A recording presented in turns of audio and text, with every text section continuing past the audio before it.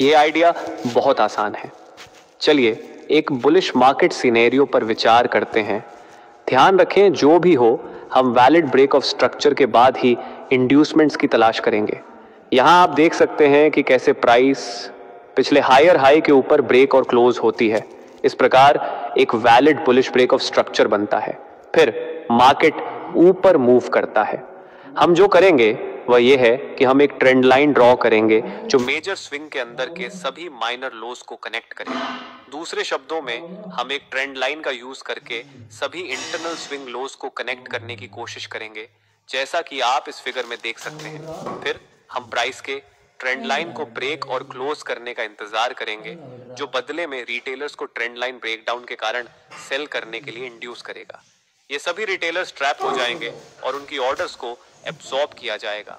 Bearish market structure में हमें पिछले स्विंग लो लेवल के नीचे एक valid bearish break of structure की तलाश करनी चाहिए। फिर जब प्राइस नीचे गिरती है तो हम रीसेंट स्विंग हाई के बाद बनने वाले सभी इंटरनल हाईज को मार्क कर सकते हैं, और फिर जब भी ये बने हम इन सभी माइनर हाईज को कनेक्ट करेंगे।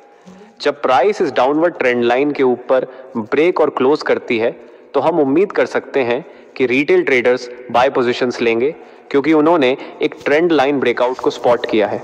यही हमारा इंड्यूसमेंट है। ये सभी रिटेलर्स ट्रैप हो जाएंगे और उनकी ऑर्डर्स को अब्सॉर्ब कर लिया जाएगा। ट्रेंड लाइन मेथड में कुछ प्रॉब्लम्स हैं। सबसे पहले, ट्रेंड लाइंस ह्यूमन एरर्स के अधीन होती हैं। इसका मतलब है कि अलग अलग ट्रेडर्स ट्रेंड लाइंस को अलग अलग तरीके से ड्रॉ और इंटरप्रेट करेंगे। इसलिए inducement identification person to person बहुत अलग अलग होती है। ये कंफ्यूजन एक अच्छी बात नहीं है। दूसरी प्रॉब्लम ये है कि कभी कभी ट्रेंड लाइन के नीचे ब्रेकआउट के बाद भी प्राइस इंड्यूसमेंट लो के नीचे मूव नहीं करती है, जिसका मतलब है कि इस लेवल के नीचे की लिक्विडिटी अब्सॉर्ब नहीं होती है। इससे गलत एनालिसिस हो सकती है, क्योंकि हमारे पहले पुलबैक मेथड के अनुसार inducement level newly formed pullback lows पर शिफ्ट हो जाता है जब तक कि मार्केट द्वारा लिक्विडिटी स्वेप्ट नहीं होती। तो मेरे एक्सपीरियंस से बेहतर है कि आप इंड्यूसमेंट्स को मार्क करने के लिए वैलिड ब्रेक ऑफ स्ट्रक्चर के बाद फर्स्ट पुलबैक मेथड का पालन करें। अब आइए मेजर और माइनर इंड्यूसमेंट्स के बारे में बात करते हैं। आपने शायद पहले से ही अंदाजा लगा लिया होगा कि ये क्या है। खैर, मेजर और माइनर इंड्यूसमेंट्स के बीच का डिफरेंस टाइम फ्रेम्स हैं। ये आपके ट्रेडिंग स्टाइल पर भी निर्भर करेगा। इसलिए अगर आप एक इंट्राडे ट्रेडर हैं तो आपका हायर टाइम फ्रेम 15 मिनट हो सकता है, जबकि आपका लोअर टाइम फ्रेम 1 मिनट से 5 मिनट के बीच हो सकता है। तो अगर आप अपने मार्केट स्ट्रक्चर को मैप कर रहे हैं और अपने इंड्यूसमेंट्स को 15 मिनट के हायर टाइम फ्रेम पर मार्क कर रहे हैं, तो आप असल में मेजर इंड्यूसमेंट्स को मार्क कर रहे हैं।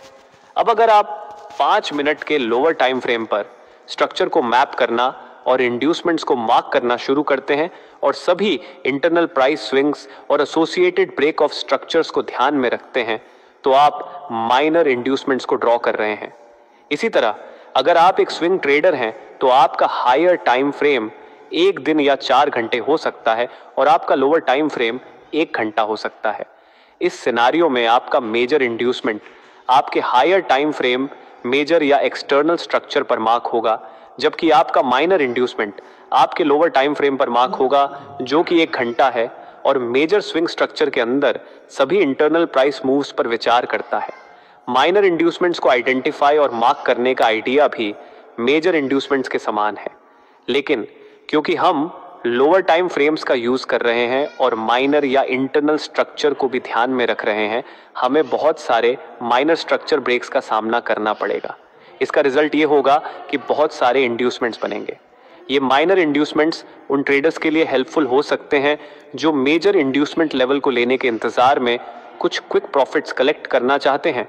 लेकिन जब बात माइनर इंड्यूसमेंट्स और lower time frame internal market structure में चेंज ऑफ कैरेक्टर की आती है, तो इसमें एक छोटा सा कॉन्सेप्ट का बदलाव है। तो चलिए इसे क्लियर करते हैं। ये एक हायर टाइम फ्रेम पर बुलिश मार्केट स्ट्रक्चर है और दाईं ओर इसका लोअर टाइम फ्रेम स्ट्रक्चर ऐसा दिखता है। जैसा कि आप क्लियरली देख सकते हैं, लोअर टाइम फ्रेम्स में इंटरनल प्राइस स्विंग्स काफी डिटेल्ड और विजिबल हैं। अब आइए माइनर टाइम फ्रेम्स में ब्रेक ऑफ स्ट्रक्चर्स को मार्क करें। एक बार जब ब्रेक ऑफ स्ट्रक्चर्स को आइडेंटिफाई कर लिया जाता है तो प्रॉपर इंड्यूसमेंट्स को ढूंढें। हम first pull back after the break of structure नियम के अनुसार इंड्यूसमेंट्स को मार्क करने की कोशिश करेंगे।